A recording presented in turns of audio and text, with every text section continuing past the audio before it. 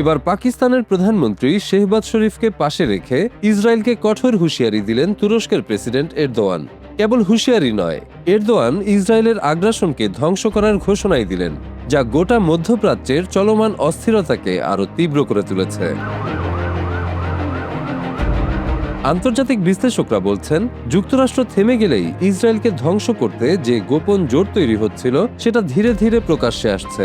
ট্রাম্পের সঙ্গে ইরানের শান্তি চুক্তি কার্যকর হলেই ইসরায়েলের উপর ঝাঁপিয়ে পড়তে পারে তুরস্ক, সাথে থাকবে পাকিস্তান। অন্তত এরদোয়ানের বার্তায় সেরকমই অনুমান করছেন বিশ্লেষকরা। মধ্যপ্রাচ্যে আবারও বাড়ছে উত্তেজনা।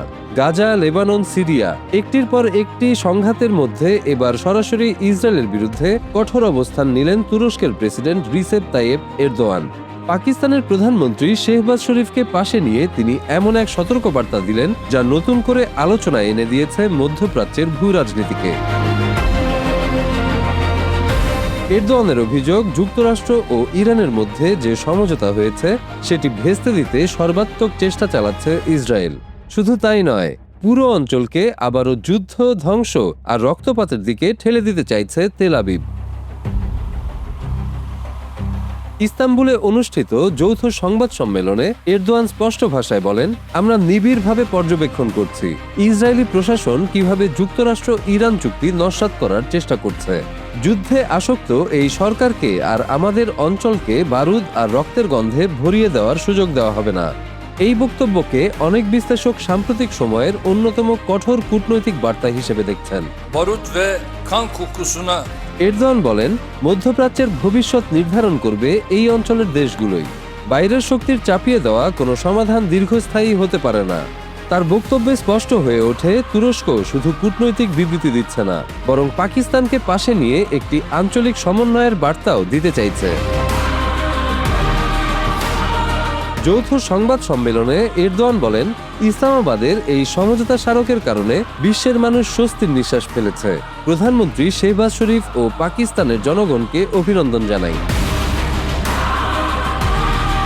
এরদোয়ান শুধু সমঝোতা নস্যাৎ করার অভিযোগই করেননি, একই সঙ্গে ইসরায়েলের সামরিক কর্মকাণ্ড নিয়েও কঠোর সমালোচনা করেছেন।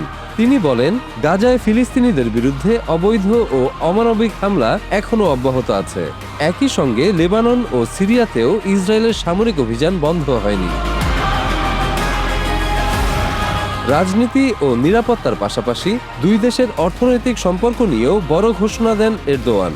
তিনি জানান, তুরস্ক ও পাকিস্তান দুই দেশের বাণিজ্য $500 কোটি উন্নীত করার লক্ষ্য পুনর্ব্যক্ত করেছে।